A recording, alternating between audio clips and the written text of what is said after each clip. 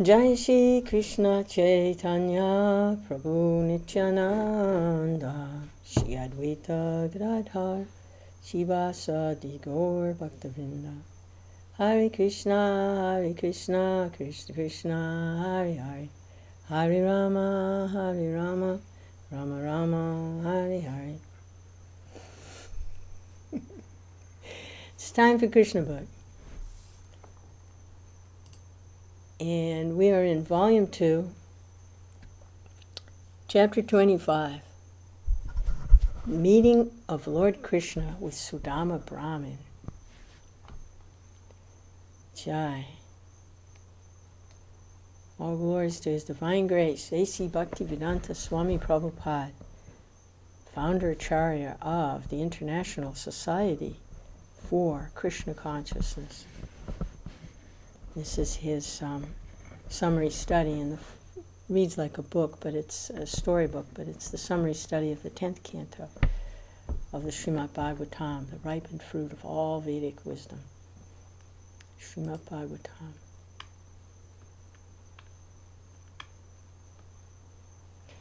So, King Parikshit was hearing the narrations of the pastimes of Lord Krishna and Lord Balaram from Sukadeva Goswami. These pastimes are all transcendentally pleasurable to hear, and Maharaj Parikshit addressed Sukadeva Goswami as follows. My dear Lord, the Supreme Personality of Godhead, Krishna, is the bestower of both liberation and love of God simultaneously. Anyone who becomes a devotee of the Lord automatically attains liberation without having to make a separate attempt. The Lord is unlimited, and as such, His pastimes and activities for creating, maintaining, and destroying the whole cosmic manifestation are unlimited. I therefore wish to hear about His other pastimes, of which you may not have spoken as yet. My dear Master, the conditioned souls within this material world have been frustrated by searching out the pleasure of happiness derived from sense gratification. Such desires for material enjoyment are always piercing the heart of conditioned souls. But I am actually experiencing how the transcendental topics of Lord Krishna's pastimes can relieve one from the state of being affected by such sense gratificatory material activities. I think that no intelligent person can reject this method of hearing the transcendental pastimes of the Lord again and again. Simply by hearing, one can remain always steeped in transcendental pleasure. Thus, one will not be attracted by sense gratification. In this statement, Maharaj Parikshit has used two important words, Vishana and Visejna. Vishana means morose. Materialistic persons are inventing many ways and means to become fully satisfied, but actually they remain morose. The point may be raised that sometimes those who are transcendentalists are also morose. Parikshit Maharaj has used, however, the word Visejna.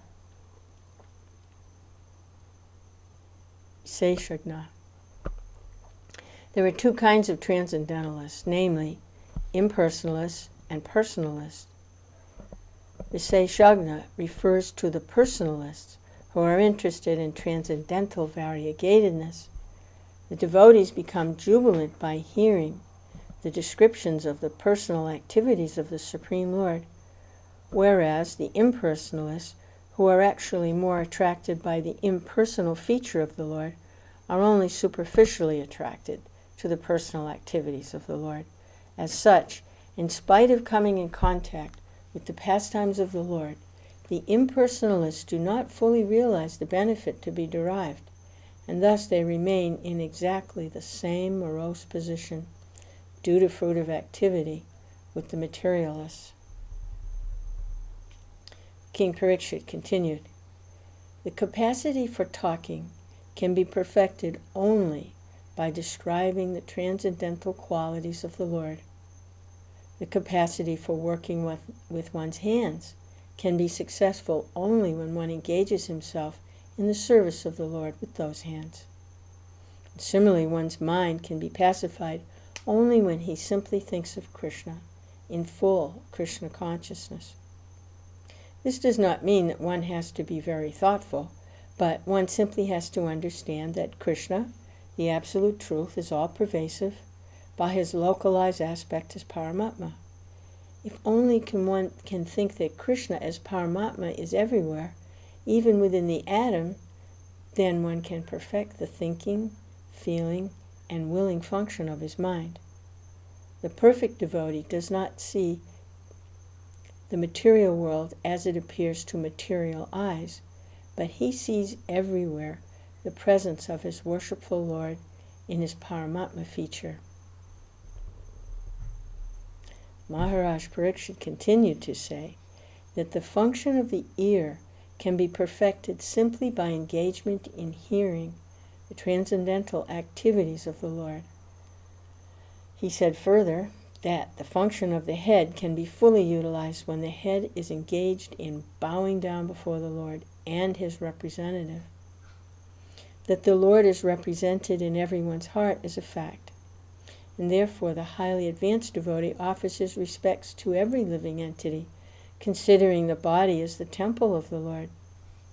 But it's not possible for all men to come to that stage of life immediately, because that stage is for the first-class devotee.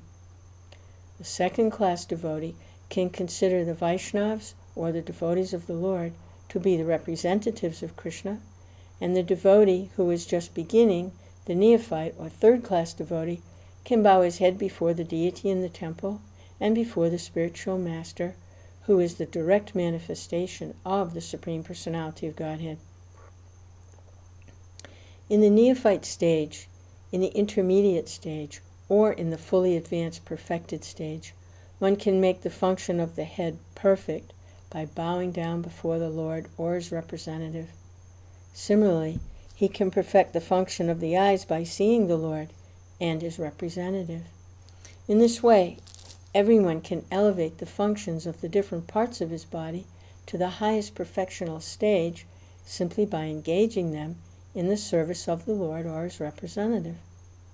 If one is able to do nothing more, he can simply bow down before the Lord and his representative and drink Charanamrita, the water which has washed the lotus feet of the Lord or his devotee. On hearing these statements of Maharaj Parikshit, Sukadeva Goswami became overwhelmed with devotional ecstasy because of King Parikshit's advanced understanding of Vaishnava philosophy. Sukadeva Goswami was already engaged in describing the activities of the Lord, and when he was asked by Maharaj Parikshit to describe them further, he continued with great pleasure to narrate Srimad Bhagavatam. There was a very nice Brahmin friend of Lord Krishna. As a perfect Brahmin, he was very elevated in transcendental knowledge, and because of his advanced knowledge, he was not at all attached to material enjoyment. Therefore, he was very peaceful and had achieved supreme control over his senses. This means that the Brahmin was a perfect devotee, because unless one is a perfect devotee, he cannot achieve the highest standard of knowledge. It's stated in the Bhagavad-gītā that a person who has come to the point of perfection of knowledge surrenders unto the Supreme Personality of Godhead. In other words, any person who has surrendered his life for the service of the Supreme Personality of Godhead has come to the point of perfect knowledge. The result of perfect knowledge is that one becomes detached from the materialistic way of life. This detachment means complete control of the senses, which are always attracted by material enjoyment. The senses of the devotee become purified, and in that stage the senses are engaged in the service of the Lord. That's the complete field of devotional service. Although the Brahmin friend of Lord Krishna was a householder, he was not busy accumulating wealth for very comfortable living. Therefore, he was satisfied with the income which automatically came to him according to his destiny. This is the sign of perfect knowledge. A man who is in perfect knowledge knows that one cannot be happier than he is destined to be. In this material world, everyone's destined to suffer a certain amount of distress and to enjoy a certain amount of happiness. The amount of happiness and distress is already predestined for every living entity. No one can increase or decrease the happiness of the materialistic way of life. The Brahman, therefore, did not exert himself for more material happiness, but he used his time for advancement of Krishna consciousness. Externally, he appeared to be very poor, because he had no rich dress, could not provide a very rich dress for his wife, and because their material condition was not very opulent, they were not even eating sufficiently, and thus both he and his wife appeared to be very thin. The wife was not very anxious for her personal comfort, but she felt very concerned for her husband, who was such a pious Brahmin. She was trembling due to her weak health, and although she did not like to dictate to her husband, she spoke as follows. My dear Lord, I know that Lord Krishna, who is the husband of the goddess of fortune, is your personal friend. You are also a devotee of Lord Krishna, and he's always ready to help his devotee. Even if you think that you are not rendering any devotional service to him, still you are surrendered to him, and the Lord is the protector of the surrendered soul. Moreover, I know that Lord Krishna is the ideal personality of Vedic culture. He's always in favor of Brahminical culture, and he's very kind to qualified Brahmins. You are the most fortunate person because you have as your friend the Supreme Personality of Godhead. Lord Krishna is the shelter for personalities like you because you're fully surrendered to him. You're saintly, learned, fully in control of your senses. Under the circumstances, Lord Krishna is your only shelter. Please, therefore go to him. I am sure he will immediately understand your impoverished position. You're a householder. Therefore, without any money, you're in a distressed condition. As soon as he understands your position, he will certainly give you sufficient riches so you can live very comfortably. Lord Krishna is now the king of the Bhoja, Vrishni, and Andhika dynasties, and I have heard that he never leaves his capital city, Dwarka. He's living there without outside engagements. He's so kind and liberal that he immediately gives everything, even his personal self, to any person who surrenders unto him. When he is prepared to give himself personally to his devotees, then there is nothing wonderful in giving some material riches. Of course, he does not give much material wealth to his devotee if the devotee is not very fixed. But I think in your case, he knows perfectly well how much you're fixed in devotional service. Therefore, he will not hesitate to award you some material benefit for the bare necessities of life. In this way, the wife of the Brahmin again and again requested, in great humility and submission, that he go to Lord Krishna. The Brahmin thought there was no need to ask any material benefit from Lord Krishna, but he was induced by the repeated requests of his wife. Moreover, he thought, if I go there, I'll be able to see the Lord personally. That will be a great opportunity, even if I don't ask any material benefit from him. When he had decided to go to Krishna, he asked his wife if she had anything in the home that he could offer to Krishna, because he must take some presentation for his friend. The wife immediately collected 4 palmfuls of chipped rice from her neighboring friends and tied it in a small cloth, like a handkerchief, and gave it to her husband to present to Krishna. Without waiting any longer, the Brahmin took the presentation and began to proceed toward Dwarka to see his Lord. While he was proceeding toward Dwarka, he was absorbed in the thought of how he could be able to see Lord Krishna. He had no thought in his heart other than Krishna. It was, of course, very difficult to reach the palaces of the kings of the Yadu dynasty, but Brahmins were allowed to visit. And when the Brahmin friend of Lord Krishna went there, he, along with other Brahmins, had to pass through 3 military encampments. In each camp there were very big gates, and he also had to pass through them. After the gates and the camps, there were 16,000 big palaces residential quarters of the 16,000 queens of Lord Krishna. The Brahmin entered one palace, which was very gorgeously decorated. When he entered the beautiful palace, he felt he was swimming in the ocean of transcendental pleasure. He felt himself constantly diving and surfacing in the transcendental ocean. At that time, Lord Krishna was sitting on the bedstead of Queen Rukmini. Even from a considerable distance, he could see the Brahmin coming to his home, and he could recognize him as his friend. Lord Krishna immediately left his seat and came forward to receive his Brahmin friend, and upon reaching him, embraced the Brahmin with his two arms. Lord Krishna is the reservoir of all transcendental pleasure, and yet he himself felt great pleasure upon embracing the poor Brahmin, because he was meeting a very dear friend. Lord Krishna had him seated on his own bedstead, and personally brought him all kinds of fruits and drinks to offer him, as is proper in receiving a worshipful guest. Lord Sri Krishna is the Supreme Pure, but because he was playing the role of an ordinary human being, he immediately washed the Brahmin's feet, and for his own purification, sprinkled the water onto his head. After this, the Brahmin smeared the body of the Brahmin with different kinds of scented pulp, sandalwood, agaru, and saffron. He immediately burnt several kinds of scented incense, and as usual, offered him artik with burning lamps. After thus offering him an adequate welcome, and after the Brahmin had taken food and drink, Lord Krishna said, "My dear friend, it's a great fortune you have come here." The Brahmin, being very poor, was not nicely dressed. His clothing was torn and dirty.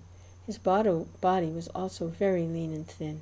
He appeared not to be very clean, and because of his weak body, his bones were distinctly visible. The goddess of fortune, Rukmini Devi, personally began to fan him with the charmer fan, but the other women in the palace became astonished at Lord Krishna's behavior in receiving a Brahmin in that way. They were surprised to see how eager Lord Krishna was to welcome this particular Brahmin. They began to wonder how Lord Krishna could personally receive a Brahmin who was poor, not very neat or clean, and poorly dressed. But at the same time they could realize the Brahmin was not an ordinary living being. They knew that he must have performed great pious activities, otherwise why was Lord Krishna, the husband of the goddess of fortune, taking so much care of him? They were still more surprised to see that the Brahmin was seated on the bedstead of Lord Krishna. They were especially surprised to see that Lord Krishna had embraced him exactly as he embraced his elder brother Balaramaji, because Lord Krishna used to embrace only Rukmini or Balaram and no one else. After receiving the Brahmin nicely and seating him on his own cushioned bed, Lord Krishna said, "My dear Brahmin friend, you are a most intelligent personality, and you know very well the principles of religious life. I believe that after you finished your education at the house of our teacher, and after you sufficiently remunerated him, you must have gone back to your home and accepted a suitable wife.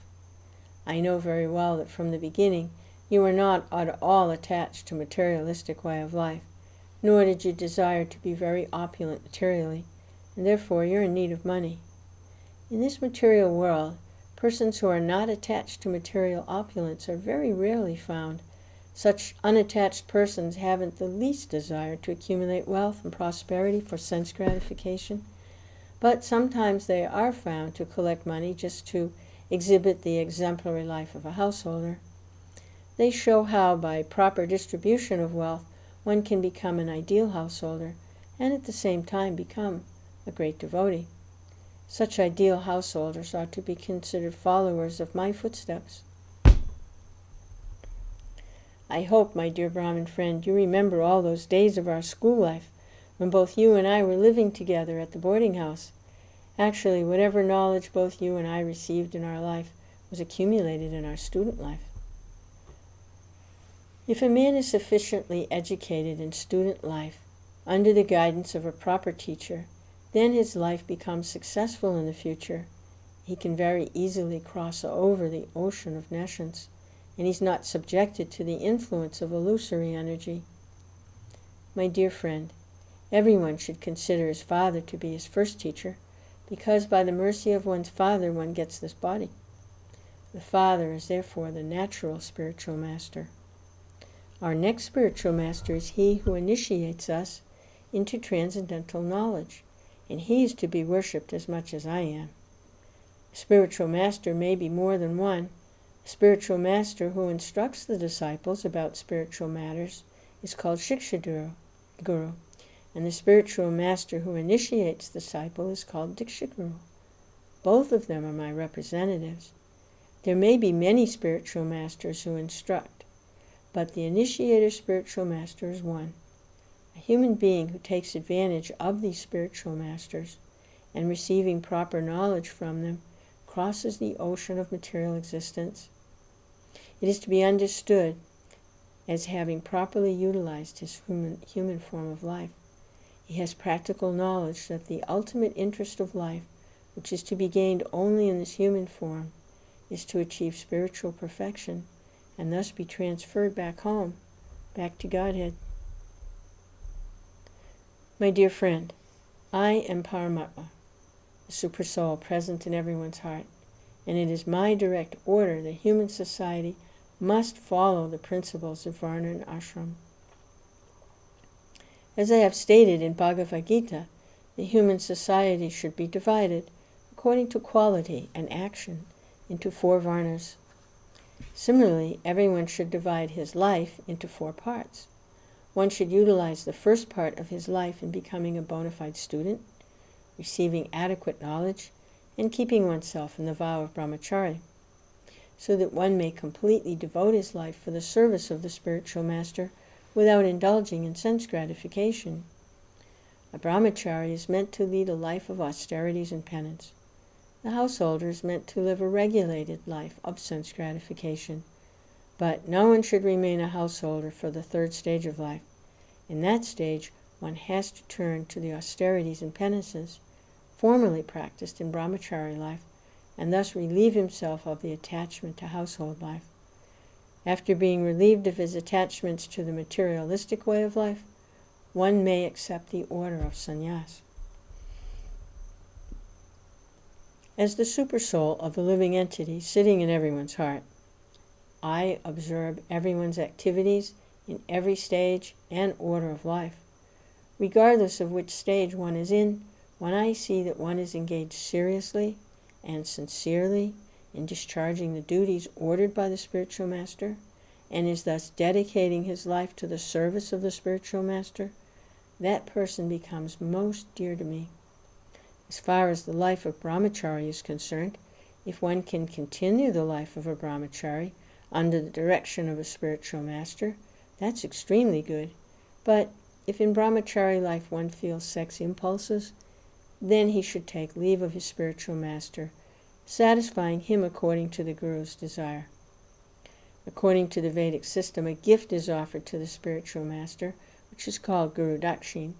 Then the disciple should take to household life and accept a wife according to religious rites. These instructions given by Lord Krishna while talking with his friend, the learned Brahmin, are very good for the guidance of human society. A system of human civilization that does not promote Varna and Ashram is nothing but polished animal society. Indulgence in sex life by a man or woman living single is never accepted in human society. A man should either strictly follow the principles of brahmachari life or, with the permission of the spiritual master, get married. Single life with illicit sex is animal life. For the animals is no marriage institution. Modern society does not aim at fulfilling the mission of human life. The mission of human life is to go back home, back to Godhead. To fulfill this mission, the system of Varna and Ashram must be followed. When the system is followed rigidly and consciously, it fulfills this mission of life. When it is followed indirectly, without guidance or superior order, it simply creates a disturbing condition in human society. There's no peace or prosperity. Krishna continued to talk with his Brahmin friend. My dear friend, I think you remember our activities during the days when we living as students. You remember that once we went to collect fuel from the forest on the order of the Guru's wife? While we're collecting dried wood, we by chance entered a dense forest and became lost. There was an unexpected dust storm, and clouds and lightning in the sky, an explosion sound of thunder. Then sunset came and we were lost in the dark jungle. After this there was severe rainfall. The whole ground was overflooded with water, could not trace out the way to return to our Guru's ashram. You may remember that the heavy rainfall, it was not actually rainfall, but a sort of devastation. On account of the dust storm and the heavy rain, we began to feel greatly pained, and whichever direction we turned, we were bewildered.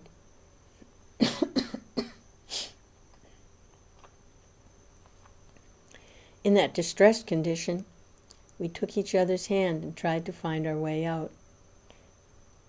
We passed the whole night in that way, and early in the morning, when our absence became known to our Gurudev, he sent his other disciples to search us out.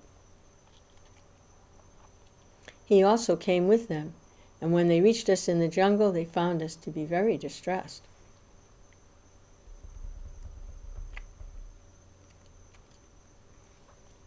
With great compassion, our Gurudev said, "My dear boys, it is very wonderful that you've suffered so much trouble for me. Everyone likes to take care of his body as the first consideration, but you are so good and faithful to your Guru that without caring for bodily comforts, you have taken to so much trouble for me. I'm also glad to see that the bona fide students like you will undergo any kind of trouble for the satisfaction of the spiritual master.